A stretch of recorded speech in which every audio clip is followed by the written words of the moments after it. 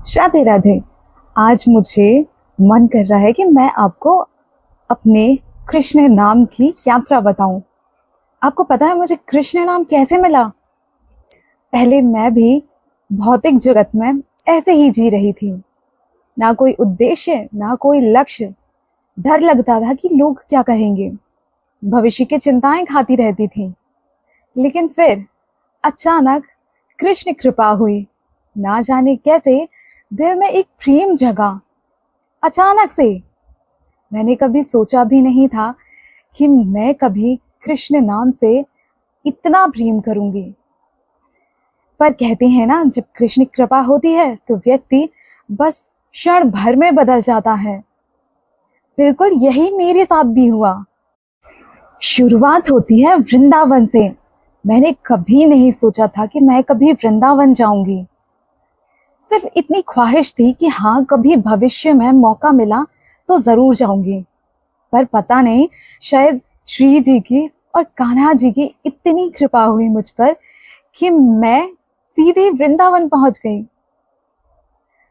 और वहां जाके जो आनंद मुझे मिला, जो प्रेम मुझे मिला, बस वहीं से मैं कृष्ण दीवानी हो गई। कहने में थोड़ा अजीब लगता है कि अचानक से कोई इतना पागल कैसे हो सकता है भक्ति के लिए, लेकिन जो अनुभव करता है ना, उसे पता होता है कि जब कृष्ण नाम मिलता है तो मन खुशियों से कैसे भर जाता है, फिर वह लोगों से अपने आप दूर कैसे चले जाता है। सच कहूं तो वृंदावन सच में प्रेमियों का शहर है, सॉरी, प्रेमियों का धाम है, जहां सिर्फ श्री जी के प्रेमी और बांके बिहारी के प्रेमी होते हैं, जहां हर जगह सिर्फ राधे कृष्ण गूंजता है। मन करता है बस वहीं ठहर जाऊं। मैं वहां जाकर तो आ गई, लेकिन मेरा मन वहीं रह गया। ऐसा लगता है कि बस सुबह होते ही मन वहां चला जाता है और बांके बिहारी के प्रेम में झूमता रहता है। हाँ, बांके बिहारी की कृपा तो हुई मुझ पर। मैंने लगातार 3 दिन बांके बिहारी के दर्शन किए। पहले दिन तो बहुत भीड़ थी, दूसरे दिन थोड़ा आसान था उनके दर्शन करने, और तीसरे दिन मैंने उन्हें बहुत पास से देखा। और सच कहूं तो बस देखती रह गई। ऐसा लग रहा था जैसे पूरी दुनिया का सुख उन्हीं में है। मैं ये सोच रही हूँ कि जब वो इतने प्यारे हैं, अगर सच में वो मुझसे सामने से आकर बात करें तो क्या हाल होगा। जब उनके दर्शन मात्र से आंखें नम हो जाती हैं, मन भाव से भर जाता है। जरा सोचो, अगर बांके बिहारी ने जिस भक्त को दर्शन दिए होंगे, उसका हाल कैसा रहा होगा। हाँ, मैं कृष्ण नाम से ही भाव में डूब जाती हूँ, पता नहीं क्यों। पर उनकी कृपा से मुझे अचानक से उनकी कथाएं अति प्रिय लगने लगी। मुझे उनके भजन बहुत मीठे लगने लगे। मुझे बहुत आनंद आता है जब कोई मुझसे कृष्ण चर्चा करता है, जब मुझे कोई कृष्ण की भक्ति के बारे में बताता है, कोई मुझे उनके प्रेम के बारे में बताता है, और मैं शायद किसी और ही दुनिया में चली जाती हूँ और सुख का अनुभव करती हूँ। शायद इसीलिए मैं कृष्ण को बहुत प्रेम करती हूँ। जानते हैं, अब अनुभव होता है कि वो लड़की जो केवल भौतिक संसार के बारे में ही सोचती रहती थी, परेशान रहती थी, लेकिन जब से कृष्ण का सानिध्य मिला है, जब से कृष्ण का प्रेम मिला है, जब से कृष्ण नाम मिला है, अब किसी बात की चिंता नहीं होती। अब मन हमेशा खुशी से भरा रहता है। हाँ, पल भर के दुख जो संसार हमें देता है, बस वही होता है, लेकिन जब कृष्ण नाम लेते हैं ना, जब उनकी शरण में जाते हैं, तब दुख और चिंता स्वतः ही गायब हो जाते हैं। जानते हैं, जब आप कृष्ण से प्रेम करते हैं ना, तो आपको अनुभव होते हैं कि वो सदा आपके साथ हैं, ऐसा लगता है कि वो आपकी बातें सुन रहे हैं, ऐसा लगता है जैसे वो आपके साथ खेल रहे हैं। जब परेशानी आती है ना, तो ऐसा लगता है कि कान्हा जी आपके साथ खेल रहे हैं। फिर ना आप उन्हें डांटने लगते हैं, फिर आप उनसे कहते हैं कि परेशान मत करिए कान्हा, क्योंकि मेरा आपके सिवा कोई और नहीं है। और धीरे धीरे ना वो स्वयं अनुभूति करा देते हैं कि इस जगत में उनके अलावा कोई और नहीं है, क्योंकि वही हैं जो आपसे निस्वार्थ प्रेम करते हैं। संसार तो केवल स्वार्थ से प्रेम करता है, लेकिन वे आपको निस्वार्थ प्रेम करते हैं, आपका ख्याल रखते हैं। और जब वो आपसे प्रेम करते हैं ना, तो वो आपको मजबूत बनाते हैं, इतना मजबूत बनाते हैं ताकि आप इस भौतिक जगत से लड़ सकें, अपने मन से लड़ सकें, अपनी इच्छाओं से लड़ सकें और अंततः उन्हें प्राप्त कर सकें।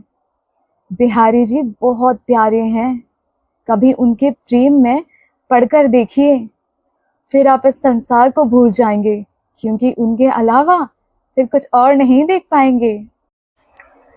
पहले लगता था भक्ति में ऐसा क्या ही होता होगा जो लोग घर का सुख त्याग कर बाहर निकल जाते हैं, लेकिन अब समझ में आता है कि जब आप भक्ति में रम जाते हैं ना, तब आपको एकांत सुख देता है। तब आपको समझ में आता है कि जब एकांत में आप बैठते हैं और ईश्वर को याद करते हैं, कृष्ण को याद करते हैं, तब मन खुशियों से भर जाता है। फिर आपको बाहर की खुशी दिखाई नहीं पड़ती, वो अक्सर कम पड़ जाती है प्रेम के आगे, कृष्ण की भक्ति के आगे।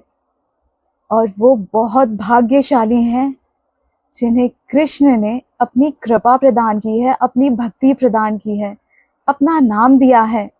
वो कहते हैं ना कि जब लाखों योनियां हम पार करते हैं तब मनुष्य बनते हैं, और मनुष्य बनकर जब हम पुण्य करते हैं तब हम भक्त बनते हैं, तब हम पर बिहारी जी की कृपा बरसती है। और यदि आप भक्त हैं, यदि आप कृष्ण से प्रेम करते हैं, तो आप बहुत भाग्यशाली हैं, क्योंकि उनकी कृपा से आपने यह रस पाया है। अब यकीन होता है कि प्रहलाद ने अपने पिता के खिलाफ अपनी मृत्यु को चुना, पर फिर भी बिहारी जी ने, हमारे ठाकुर ने उन्हें कभी एक आंच भी नहीं आने दी, ना भक्त मीरा को और ना भक्त प्रहलाद को। ऐसे कितने भक्त हुए, पता है, मुझे भक्तों की कथाएं सुनना बहुत आनंद देता है। कभी आप भी सुनिए, वो हमें असल भक्ति से मिलाता है। एक एक भक्त की कथा जैसे हमें स्वयं श्री कृष्ण के दर्शन कराता है। हाँ, ये सच है कि मैं किसी नियम के बारे में नहीं जानती कि नियम से, किसी धर्म से कृष्ण कैसे मिलते हैं। मैं नहीं जानती कि किस मंत्र से, किस वेद से, किस पाठ से कृष्ण मिलते हैं। मैं केवल इतना जानती हूँ कि मैं उनसे प्रेम करती हूँ, और बस उनके नाम से मैं अपने आप को भूल जाती हूँ। हाँ, किंतु मैं जानना चाहती हूँ ज्ञान को, किंतु मैं पहचानना चाहती हूँ ज्ञान को, क्योंकि कहते हैं कि जो ज्ञान को जान लेता है, जो सर्वोत्तम तक पहुंच जाता है, वह परमेश्वर के दर्शन भी कर सकता है। तो हाँ, मैं पहचानना चाहती हूँ उस परमेश्वर को, इसीलिए मैं ज्ञान को जानना चाहती हूँ, मैं आध्यात्म को जानना चाहती हूँ। सच कहूँ तो ये मन की बात है। अब मुझे वही लोग पसंद आते हैं जो मेरे साथ सत्संग करते हैं, मुझसे कृष्ण की बात करते हैं। मैं उन लोगों के साथ ही रहना चाहती हूँ जो मुझे कृष्ण नाम से प्रेम कराते हैं। और हाँ, मुझे भी जाना है, अब मुझे भी पाना है कृष्ण को। मुझे भी जानना है कि वो रास्ता जो कृष्ण तक ले जाता है, हर हाल में मुझे वहीं जाना है, क्योंकि कृष्ण की कृपा से अब मैं जान गई हूँ ये संसार तो मात्र एक भ्रम है, सिर्फ एक सपना है। क्योंकि असल में तो हमें उस ईश्वर के दर्शन करने हैं, मुझे उनके दर्शन करने हैं। मुझे संसार नहीं चाहिए, मुझे यहाँ के सुख नहीं चाहिए। अब मुझे कृष्ण चाहिए, क्योंकि कृष्ण नाम में ही आनंद है, ये मुझे मालूम है। इसीलिए अब मुझे भौतिकता से नहीं, अब मुझे आध्यात्म से प्रेम है, क्योंकि आध्यात्म ने ही मुझे कृष्ण से मिलाया है, क्योंकि आध्यात्म ने ही मुझे इस जीवन का सार दिया है, क्योंकि उसी ने मुझे इस जीवन के महत्व के बारे में बताया है। और मैं बहुत भाग्यशाली हूँ जो ये समझ पाई हूँ, क्योंकि मैंने अपने आसपास के लोगों को देखा है, वो अभी भौतिकता में फंसे हुए हैं, वो भ्रम में फंसे हैं, वो मोह में फंसे हैं। मुझे नहीं फंसना, मुझे कृष्ण को पाना है। शायद इस जन्म में मैं वो सामर्थ्य ना ला सकूं, लेकिन अपने जीवन को इस लायक बनाना चाहती हूँ कि आने वाले किसी जन्म में तो वो मुझे मिल जाए, शायद वो मुझे अपना समझे। हाँ, इसीलिए मुझे भक्ति चाहिए, इसीलिए मुझे भौतिक संसार नहीं चाहिए, इसीलिए मुझे कृष्ण का सानिध्य चाहिए। पता है, जब कुछ भी बुरा होता है ना, क्योंकि बुरा या दुख या चिंता तो होती ही है, क्योंकि हम संसार में रहते हैं, छोटी छोटी परेशानियां होती हैं, उससे हम परेशान हो जाते हैं। और जब भी मैं परेशान हो जाती हूँ ना, तब मैं कृष्ण से बात करती हूँ, तब मैं उनसे शिकायत करती हूँ, और पता नहीं क्यों ऐसा लगता है जैसे वो सुनते हैं, ऐसा लगता है जैसे वो मेरे साथ खड़े रहते हैं। पहले मुझे बहुत क्रोध आता था, लेकिन अब मैं जानती हूँ कि यदि मुझे दुख मिल रहे हैं तो शायद वही मेरे किसी कर्म, किसी दोष के फल हैं। अब मैं चिंता नहीं करती, अब मैं क्रोध कम करती हूँ, अब मैं व्यर्थ की बातें नहीं करती, अब मैं नाम जाप करती हूँ। और यही जीवन मैं अपने अंत समय तक जीना चाहती हूँ। मैं कृष्ण का नाम अंत समय तक लेना चाहती हूँ, उनकी कथाएं सुनना चाहती हूँ, उनसे प्रेम करना चाहती हूँ, और चाहती हूँ कि कोई मुझे समझे, कोई मुझे जाने, ताकि मैं बिना इस संसार से छूटकर उन तक पहुंच पाऊं। क्योंकि आप कितना ही चाहें, ये संसार आपको बांध कर रखता है।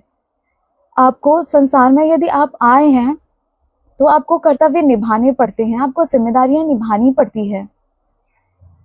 पर जिम्मेदारियों से बढ़कर यदि आप ऐसा चुनाव करते हैं जो आपके इस जीवन को ही नहीं बल्कि आपके लाखों जन्मों को पार करे, तो क्या ये सही नहीं है? मुझे अपने लाखों जन्मों को सुधारना है, मुझे कृष्ण सेवा करनी है। अगर मुझे इस चक्र में दोबारा नहीं फंसना है, ये जानते हुए भी कि यहाँ सिर्फ दुख है, पीड़ा है, और वहाँ केवल सुख है, केवल शांति है, केवल आनंद है, और कृष्ण है। क्या आपको बहुत आनंद आता है जब आप सुनते हैं कि कृष्ण वृंदावन में अपने सखाओं के साथ कैसी लीलाएं करते होंगे? जब आप सुनते हैं कि गोपियों के साथ वो कैसा रास करते होंगे? इसके बाद में जब उन्होंने मथुरा छोड़ा, तब उन सखियों का विरह, उन गोपियों का विरह महसूस किया है आपने? फिर उनका एक अलग रूप।